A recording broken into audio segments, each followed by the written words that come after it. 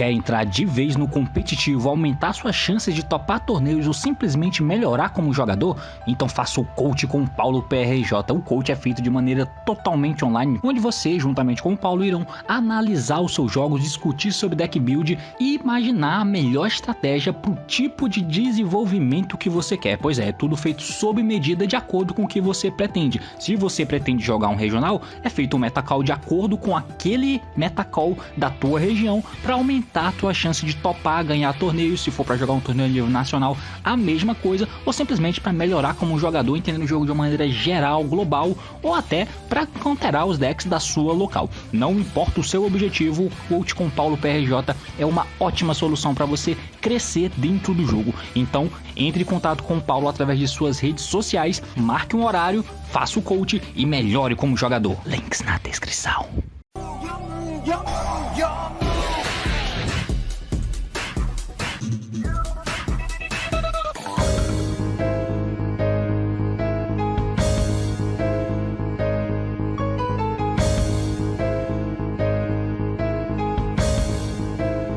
Fala aí galera, eu soltei, Lightning Overdrive chegou e com ela o meta vira um furacão mais uma vez. E bem, meus amigos, eu tô aqui pra falar justamente sobre a nova coleção de Lightning Overdrive que dropou aí na sexta-feira. E claro que essas cartas vão causar impacto dentro do metagame. Então hoje tô aqui pra estar debatendo um pouco de como eu acho que fica o formato, pelo menos nesse momento inicial. E que se já era bagunçado antes, agora o meta dá novamente uma agitada. Pelo menos, obviamente, diferente do que tava, ele vai ficar. E agora a gente vai tentar entender um pouco das implicações disso e como fica o formato a partir dessas mudanças. O assunto é esse, então vamos lá.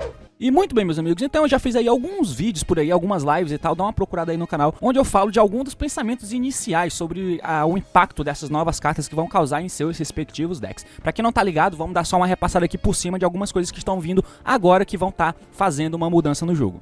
Então é claro que de impacto imediato pro metagame, afinal de contas, pra uma coleção ser realmente boa, ela tem que causar algum impacto mínimo no meta, e essa coleção traz sim algum impacto no meta. As cartas principais que vem causando isso é basicamente pro arquétipo de Drytron, por exemplo, que tem aí o Divine of Heralds e também o Exceed de Drytron, né, o Mu Beta Fafnir. Pra quem não está ligado, dá uma olhada aqui nesse vídeo que eu falei especificamente falando só de Drytron. Então o impacto é muito grande, o deck muda a forma de jogar e ele sobe um patamar, e novamente o Drytron tá no radar sim do competitivo. Então juntando com todos os decks que já estavam no meta até então, que era basicamente o Dragon Link, seguido pelo Prankids, o Shadow, o Zodiac Puro, o Zodiac Tri-Brigade e o... eu acho que era mais ou menos esse, tinha um Eldritch correndo aí por fora e tal, além do Dino, é claro. Então, além de tudo isso, agora você tem a inserção de pelo menos o Drytron de deck novo dentro do metagame. A coleção também trouxe, claro, o Scrap Raptor, que é uma carta que pode sim ser inserida no deck de Dino e que pode mudar um pouquinho a forma dele de jogar e ajuda você a jogar em volta de algumas cartas, blá blá blá. Se você ainda não viu o vídeo que eu falei sobre o impacto do Scrap Raptor, dá uma olhada nesse card aqui também, pra você estar dando uma olhada, que eu falei individualmente falando especificamente disso. Então dá uma sacudida aí, movimenta um pouquinho o Dino aí de patamar. Fora isso, tem várias outras cartas periféricas que vêm por aí, né? Por exemplo, no Tri-Brigade, não é exatamente periférico, mas no Tri-Brigade causa impacto direto, justamente porque tá vindo aí a Bear Blossom, né, que é o Link 2, e esse Link 2 ele faz com que simplesmente a melhor carta do seu deck seja totalmente alcançável agora, que é justamente a Trap, a Revolt, que ajuda você a encontrar ela cedo, que significa interação plus follow-up. É uma carta muito sólida, e o fato de existir a Beer Bloom faz com que você acesse essa carta muito mais simples. De novo, se você não viu também eu falo especificamente sobre ele, dá uma olhada nesse card aqui. De impacto imediato no metagame, são essas as cartas que vêm. É claro, tem algumas outras cartas periféricas ali, né? Tem, por exemplo, suporte de Utopia, suporte de Ignister, suporte de Plunder Patrol, que torna, sim, um deck Rogue / For Fun ali bem interessante, além de várias outras cartas. Tem um novo deck de Amazement, que eventualmente pode vir a ser interessante, por enquanto não vai fazer muita coisa, mas basicamente o impacto no meta que causa são essas cartas. E essas cartas têm o potencial de sim, de estar dando uma sacudida no jogo. Vamos tentar entender um pouco dos decks que estão aí, teoricamente, no topo do competitivo, as interações e as mudanças que tem para esse formato atual com o Lightning Overdrive vigente pro que era antes. Vamos lá. E muito bem, meus amigos, então aqui eu separei alguns dos decks, né, que são os decks vigentes atualmente no formato, pelo menos são os que inicialmente a gente pode estar se preocupando e debatendo se são os melhores, e aqui embaixo tem meio que um segundo escalão, né? O Ignister melhora muito com o novo suporte e quem sabe ele pode sim beliscar algum espaço aí no competitivo, como o Rogue pelo menos. O Eldritch ele cai de patamar, né? Desce daqui pra cá e a gente já fala um pouco sobre isso. E basicamente o primeiro escalão, é claro, algum desses decks aqui eventualmente podem cair pra cá, talvez o Prankids, tá ligado? Podem cair pro segundo escalão, mas inicialmente são esses decks que são teoricamente os principais do formato, e vamos tentar falar um pouco sobre cada um deles. O Dragon Dragon Link, claro, não recebeu suporte novo, mas continua sendo um deck extremamente sólido. Ele é um deck que constrói a board dele, é muito consistente, constrói a board dele lá com jogada, interação, plus follow-up, é um deck muito sólido e ele ainda é um dos decks a serem batidos no formato, é claro. Muito do meta deve ser feito baseado no Dragon Link. É claro que vai depender da popularidade dos demais decks, de como os demais decks estão counterando o Dragon Link e o quão efetivo é o counter dos outros decks contra o Dragon Link, porque a partir daí você migra do combo de Dragon Link e vai pro outro combo que pode de repente estar predando esse deck. Por enquanto, não tem como saber exatamente o que vai acontecer, mas claro, o Dragon Link continua sendo um dos decks mais sólidos do formato. Os problemas continuam muito do que era antes. Claro, o deck ele é muito consistente, mas o espaço para attack dele não é tanto assim, a menos que você jogue com Dragon Link meio mais control, tá ligado? Que usa um número grande de hand trap, semelhante ao que o Glauber fez, por exemplo, o que eu fiz o podcast com ele, né? Com o Rafael Reich, dá uma olhada no card se você ainda não viu. Ele fez um deck mais ou menos controle. Você pode tentar jogar mais ou menos daquele jeito, mas eu acho que muito do Dragon Link se perde quando você opta por jogar daquele jeito. Principalmente quando tem muitos decks, muitos não, né? Mas tem muito mais decks de mid-range competentes do que tinham antes. Então os decks de mid-range conseguem trocar muito melhor com você e as suas decks podem não ser tão efetivas contra eles. Então é um ponto muito interessante no metagame, como vai se comportar o Dragon Link no meta.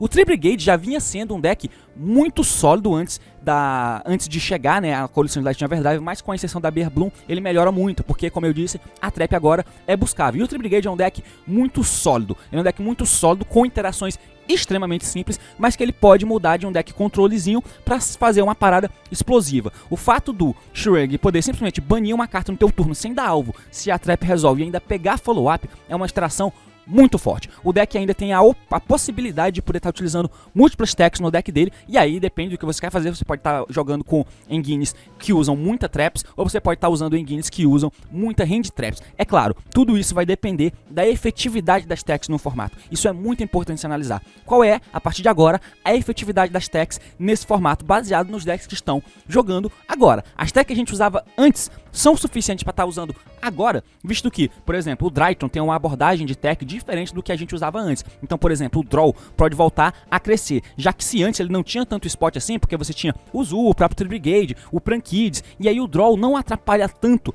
mas tem um reset spot contra o Dragon Link e contra o Invoked. Quando você tem mais um deck que sofre para isso, o Draw passa a ser uma carta muito mais interessante, porque o Drytron tá no radar, e o Draw é bem interessante para se jogar contra o Drytron, principalmente, depende muito de qual deck você tá jogando. Se o teu deck é um deck que põe pressão, vale a pena estar usando o Draw. Se for um deck mais mid-range ali e que não consegue pôr tanta pressão contra a engine de Drytron, aí quem sabe o Draw não seja uma carta tão interessante assim. Vai depender muito do que você está utilizando. Mas o deck, o fato dele ser flexível na quantidade de decks que ele pode utilizar é um ponto muito positivo e ao mesmo tempo ser um deck consistente e forte, coisa que o Tree Brigade apesar dele ter um poder muito mais fraco do que outros decks, como por exemplo, ele tem um poder bem mais fraco do que o Shadow, ele tem um poder mais fraco do que o Dino, mas o fato dele ser consistente, resiliente e ser mais competente nessas questões e ser mais flexível para as decks, torna ele um deck que é um pouco abaixo do Dragon Link, tá ligado? Mas com certeza tá no topo do competitivo. Seguido aí pelo Drytron, né? O Drytron que é o deck que chegou agora com a Diviner e também com o Fafnir. Isso muda bastante o patamar do deck. O deck muda a forma de jogar e ele é um deck com volume de jogo muito bom, que retém muito follow. Isso é bem interessante. É claro, depende de qual deck você está utilizando, depende do deck que você está enfrentando. Mas, por exemplo, a match do Drytron contra o Tree Brigade me pareceu um pouco assustadora, porque é muito sólido pro Drytron tá jogando contra esse Tree Brigade, porque as interações dele não te atrapalham tanto assim, e isso é um pouco preocupante. Então, quem sabe se o Tree Brigade, por exemplo, é um deck que tá bem alta, o Drytron pode ser um deck que vai subir muito, porque ele tem uma matchup bem decente contra o Tree Brigade. Se você não comprou as techs blowouts contra Drytron e for Engine contra Engine, o Drytron vai se sobressair. Mas, de novo, volta no fato do Tree Brigade ter sim uma boa quantidade de techs, usar designs que compra cartas, blá blá blá blá blá. Então é interessante. O Drytron, por outro lado, ele tem possibilidade de também estar usando o pot, como o pot Prosperity, né? É o único pot que ele consegue usar. A board que ele faz é bem opressiva, principalmente porque tem a Beatrice, né? Agora envolvida na jogada. Agora não, né? Mas é muito mais sólido de se fazer a Beatrice. Então o Drytron, teoricamente mais puro, sem ser com a engine de Megalith, que eu acho que pode ser até o Imor do jeito que é jogado hoje, faz com que enquanto você constrói a tua board, que é sólida o suficiente, porque o Herald negando 5 vezes é absurdo, e não é só ele, você vai ter a IP ou a Polusa na mesa, e isso é bem forte. Isso é bem forte, e mesmo que você use decks que tentem quebrar a mesa, por exemplo, que é uma abordagem que, por exemplo, o Shadow utilizava, que você deixava o cara construir board e você tentava quebrar a board dele. Se você faz isso, é chato, é igualmente chato ainda, porque você ainda vai tomar 2 interações da mão, o cara tem follow no grave, é claro, Ariel acontece, blá blá blá blá, mas a mão tem que estar muito bem alinhada. Então, Dark Ruler não funciona tão bem, Droplets também é estranho, entendeu? Porque você ainda vai tomar as interações da mão. Então, isso é bem complicado. E o Drytron é sim um deck só. Do problema do Drytron, é claro, é que ele é um deck que toma hate muito forte, né? E aí, se os outros decks forem decks fortes e sólidos o suficiente, e eles são, fica complicado pro Drytron. É claro, vai depender muito do tamanho do alvo nas costas do Drytron. Se a galera quiser focar muito no Drytron, Psycho Reader no deck, Draw, Nibiru, tudo isso ao mesmo tempo, aí o Drytron começa a sofrer um pouco, porque ele é um deck que toma um hate muito forte, né? E se tem decks que conseguem hatear ele, por exemplo, o Virtual World no outro formato, apesar de conseguir, mas ele não de conseguir hatear sim o Drytron, mas assim, não era tanto que indo segundo contra o Drytron você se fudia, você sofria pras decks contra os outros decks, como o Zul, por exemplo, que tinha espaço pra estar usando múltiplas, aí ele te hateava forte. O Dragon Link, por exemplo, que tava no formato passado meio que em baixa, mas ele conseguia usar techs pra poder atacar o Drytron, e as techs que o Drytron usava não atacavam também o Dragon Link, por isso ele foi baixando um pouco de popularidade no final do formato, mesmo antes da banlist. Agora, isso meio que continua, vai depender e muito, mas claro, o Drytron é um deck perigosíssimo, que quebrar a board dele é muito complicado, e hoje em dia, impedir ele de fazer board também é complicado, a menos que seja com cartas de alto impacto. É claro, o Draw prejudica e muito o deck,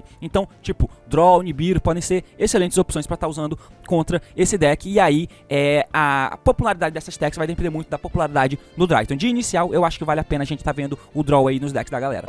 O Zodiac é um deck que é impressionante como ele aumentou de patamar recentemente, né? O Zodiac aumentou muito de patamar.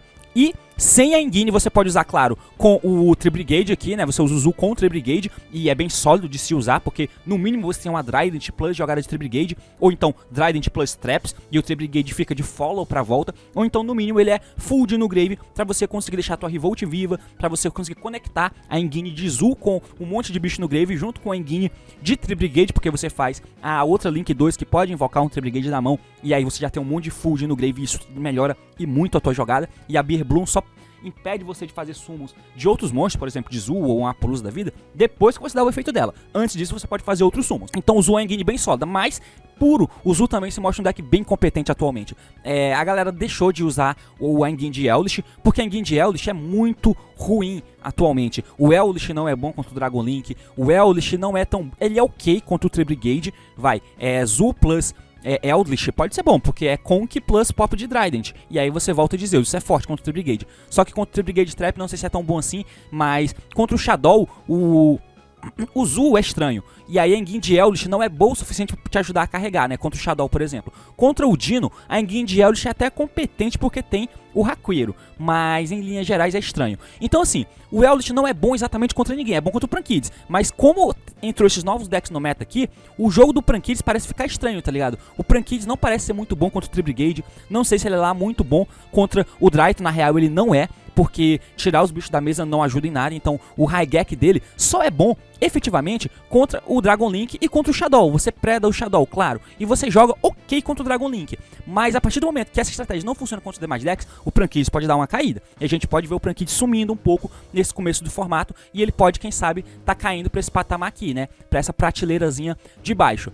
O Zul puro, por outro lado, ele é um deck que a engine dele não é tão forte assim, né? É o Trident indo começando e você faz o Zeus. Claro, o Zeus é muito forte em qualquer momento contra todo mundo. Se você tem uma mesa já estabelecida, o Zeus, ele é bom contra o Drytron, por exemplo. Você tira os bichos da mesa, isso é bom.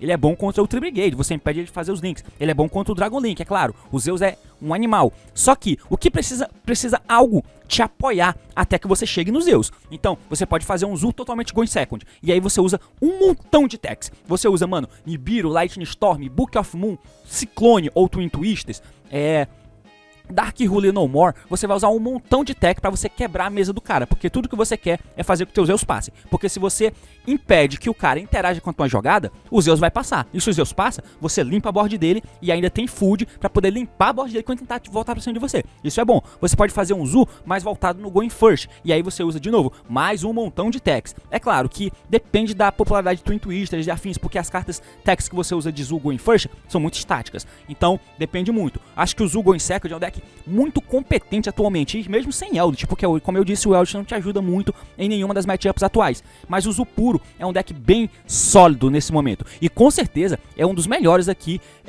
Eu colocaria meio que esses 4 decks como sendo talvez os principais nesse momento inicial, talvez esses 4 decks sendo o principal no momento inicial, o Zu sendo um deles, porque é muito competente a forma que você usa as tuas decks, e a tua engine é sólida o suficiente, né? Sempre você faz jogada de Zu. O cara quebrou tua mesa, as tuas decks tentam segurar ou tentam quebrar a board dele, e você volta de Zu de novo, e isso é bom. E as decks te ajudam no elo fraco que você tinha, por exemplo, contra o Dragon Link, né? É claro que Seal e Tide ainda é muito complicado, mas você tiver lá, tipo, mano, Lightning Storm, alguma coisa da vida, se tiver 2 techs, você consegue passar por cima dele. E como o deck é tipo 25 tech e 25 de engine, você consegue fazer 25 tech e 25 de engine, não, 25 tech e 15 cartas de engine, você consegue fazer algo nesse sentido. Então, um deck bem sólido e competente.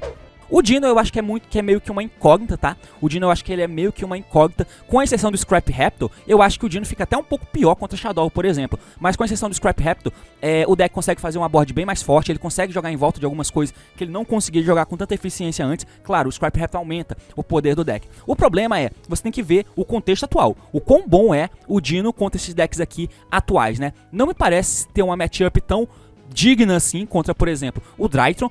A matchup do Dino não me parece ser tão digna assim contra o Drytron. Contra o Tribrigade, eu não sei exatamente como funciona a matchup contra o Tribrigade, tá ligado? Claro, vai depender de como o Dino tá jogando, Go em Second e tal. O Shrug não vai poder banir as cartas de Dino. Então assim, o deck ainda é competente e ele ainda consegue quebrar a mesa de Dragon Link. Você ainda pode focar na tua build que mata o cara.